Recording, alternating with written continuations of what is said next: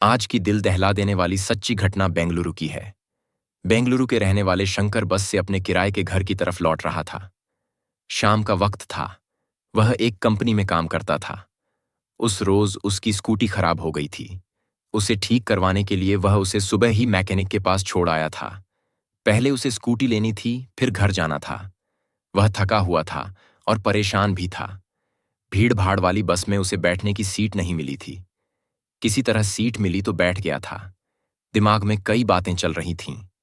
पत्नी मानसा के ताने बढ़ा हुआ खर्च, ऊपर से अचानक स्कूटी ठीक कराने का खर्च। वह अपने उलझे हुए विचारों में खोया था। मन में ही अचानक आए खर्च का हिसाब किताब लगा रहा था। इसी साल किराए का कमरा लेने और बेटी को स्कूल में दाखिले पर भी काफी खर्च आ गया था। ऊपर से पत्नी की फरमाइशें कम होने का नाम ही नहीं ले रही थीं। अब नया खर्च स्कूटी मरम्मत का आ गया था। कंपनी से कर्ज भी ले चुका था। उसके पीछे सीट पर बैठी दो औरतों की बातें सीधे उसके कानों तक आ रही थीं, जिससे उसका ध्यान पैसे का हिसाब लगाने में बंट रहा था। तभी बस में ब्रेक का झटका लगा। शंकर ने खुद को संभाला, लेकिन दोनों औरतें अपनी बातों में मशगूल थीं। अपने बच्चे को अकेली छोड़कर गांव गई थीं। एक औरत बोली, हाँ तो क्या हुआ? मैं अपनी बड़ी बेटी को अच्छी तरह समझा कर गई थी। कहीं इधर उधर मत जाना। जरूरत पड़ने पर आंटी से मदद मांग लेना। दूसरी औरत बोली, कौन आंटी? पहली औरत ने पूछा।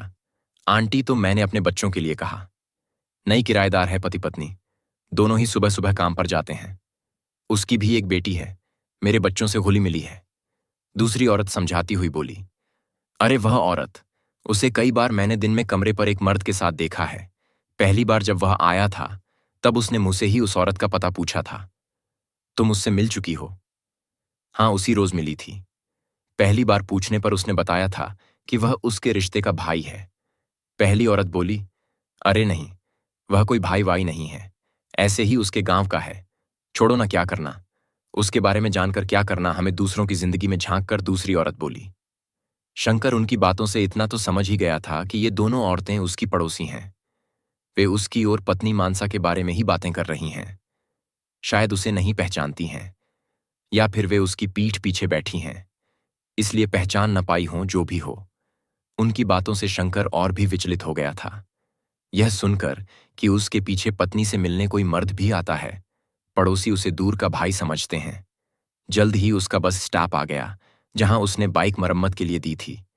वह बस से उतर गया। उस रोज उसे कमरे पर पहुंचने में काफी देर हो गई थी। मनसा मुंह फुलाए बैठी थी। उसे देखते ही उस पर बरस पड़ी। दूध चीनी चाय सब्जी के घर में नहीं होने से बात शुरू हुई और घर गृहस्थी की समस्याओं की शंकर पर बौछार होने लगी।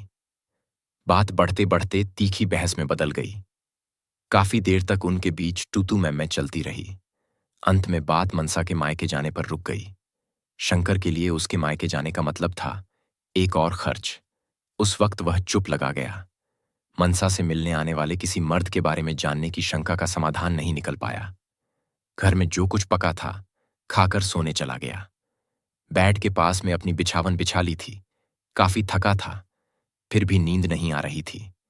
दिमाग में एक ही बात घूम रही थी कि आखिर उसके घर में नहीं रहने पर कौन पत्नी मनसा से मिलने आता है। 28 वर्षीय शंकर बेंगलुरु जिले के हेन्नागारा गांव का निवासी था, जिसने करीब 5 साल पहले 24 साल की मनसा से लव मैरिज की थी। वह उसके साथ कर्नाटक की राजधानी बेंगलुरु के बाहरी इलाके हीलालिगे गांव चंदापुरा अनेकल ताल्लुक में किराए के मकान में रहता था। उसकी एक 4 वर्षीय बेटी थी। काम करते थे। शंकर को कुछ समय से पत्नी मनसा पर शक था कि उसके किसी और पुरुष से अवैध संबंध हैं। बस में 2 महिला यात्रियों की बातों से उसका शक और भी गहरा गया। इसी बात को लेकर दोनों के बीच अक्सर झगड़ा होने लगा। इसका पता लगाने के लिए शंकर ने एक योजना बनाई। वह झूठ बोलकर अपने काम पर चला गया कि रात को घर नहीं लौटेगा, किंतु रात को ही वापस लौट आया। उस रोज तारीख थी 3 जून। वहां उसने मनसा को एक ही कमरे में गैर मर्द के साथ पकड़ लिया। उस वक्त मनसा ने उसे अपने दूर के रिश्तेदार का भाई बताकर उसके साथ के अवैध संबंध को सिरे से इनकार कर दिया। अगले रोज गुस्से में मनसा अपने मायके चली गई, किंतु 2 दिनों के बाद ही 6 जून की दोपहर को वह अपनी बेटी के साथ वापस शंकर के पास लौट आई। शाम को जब शंकर अपनी ड्यूटी से लौटा तब मनसा को घर पर देखकर चौंक गया। उसने समझा कि मानसा अपनी गलती मान लेगी, किंतु उनके बीच तो फिर बहस होने लगी। मनसा ने अपनी बेटी का हवाला देकर समझौता करने की कोशिश की और उसकी कसम भी खाने लगी। जैसे ही मनसा ने खुद को दूध का धूला साबित करने के लिए अपनी बेटी के सिर पर हाथ रखा, शंकर आग बबूला हो गया। उसने आव देखा, ताव तुरंत घर में छिपाकर रखी दरांती निकाल लाया। शंकर के हाथ में दरांती देखकर मनसा सहम गई, लेकिन अगले पल अकड़ती हुई उसके सामने आकर खड़ी हो गई। चीखती हुई बोली, तुम मुझे मार डालोगे? क्या मैं तुम्हारी बीवी हूं? हमने इसी दिन के लिए अपनी मर्जी से शादी की थी।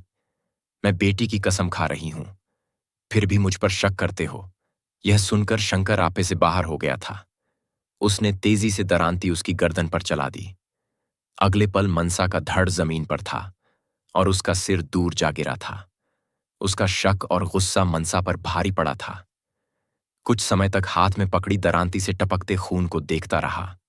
उस वक्त वहां का माहौल ठीक दक्षिण भारतीय फिल्म के किसी भयावह हिंसक दृश्य की तरह बन गया था। जमीन पर खून ही खून फैला पड़ा था। एक कोने में उसका औंधा पड़ा सिर था। शंकर ने दोनों पर एक नजर डाली। उसने दरांती को एक किनारे फेंका और दूसरे हाथ से सिर के लंबे बालों को पकड़कर कटा सिर उठा लिया। उसे एक थैले में रखा, फिर एक झटके में घर से बाहर निकला। उसकी स्कूटी वहीं बाहर खड़ी थी, जिसे लेकर वह चल पड़ा। उसने पत्नी की लाश को घर में ही छोड़ दिया। थोड़ी देर में ही वह सूर्यनगर थाने में था। सिर के थैले को थानेदार के सामने टेबल पर रख दिया और धीमी आवाज में बोला, साहब, मैंने अपनी पत्नी का खून कर दिया है। यह है उसका कटा सिर। उस वक्त रात के 11 बज चुके थे। थाने में मौजूद तमाम पुलिसकर्मी शंकर को आश्चर्य से देखने लगे थे। सभी हैरान थे कि अपनी पत्नी का सिर काटकर वह आत्मसमर्पण करने आया था। उसके चेहरे पर उस वक्त भी आक्रोश की रेखाएं खिंची हुई थीं। अफसोस या पश्चाताप नाम की जरा भी झलक नहीं थी। पुलिस अधिकारी ने शंकर के आत्मसमर्पण के आधार पर उसके खिलाफ हत्या का मामला दर्ज कर उसे गिरफ्तार कर लिया। साथ ही मनसा के फैमिली वालों को इसकी सूचना दे दी। अगले दिन 7 जून की सुबह मनसा की मम्मी थाने आई। पुलिस की प्रारंभिक जांच से पता चला है कि शंकर ने इस हत्या की पहले से ही योजना बना ली थी। हत्या से पहले ही उसने पास की एक दुकान से दरांती खरीदी थी।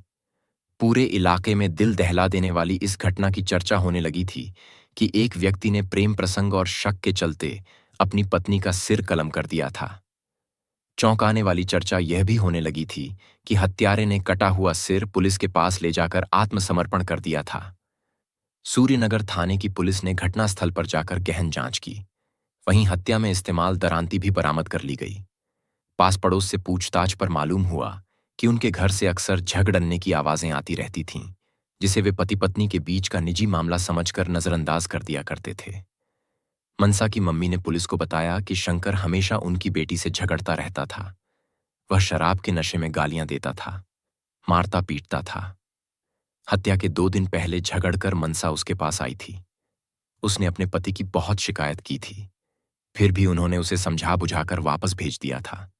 शंकर से पूछताछ करने के बाद जेल भेज दिया था। उसकी बेटी को मनसा की मम्मी अपने साथ ले गई थी। अपराध का अंत हमेशा पछतावे से होता है। अपने गुस्से, लालच या जल्दबाजी पर काबू पाना ही सच्ची समझदारी है।